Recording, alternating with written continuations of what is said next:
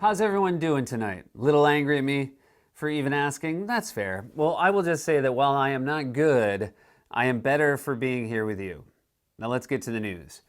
President Trump had lunch with Secretary of State Mike Pompeo today. Pompeo ordered the chicken and Trump ordered the tear gassing of peaceful protesters.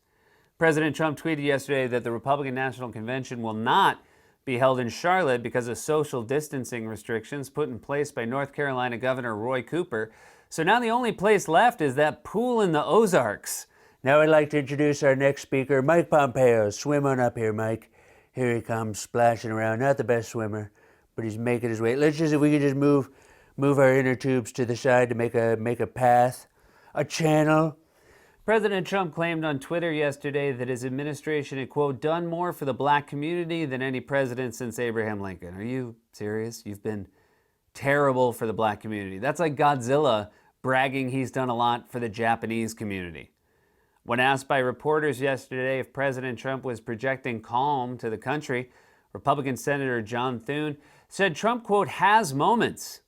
Damn, that's what you say about someone on their deathbed. Have you visited Grandpa? How's he doing? Well, you know, he has moments.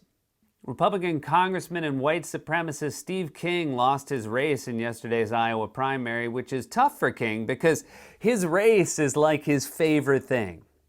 He famously loves it. Former Vice President Joe Biden spoke in Philadelphia yesterday and criticized President Trump's response to the protests against police violence across the country. Said Biden, if anyone's going to act racist in this country, it's going to be me accidentally.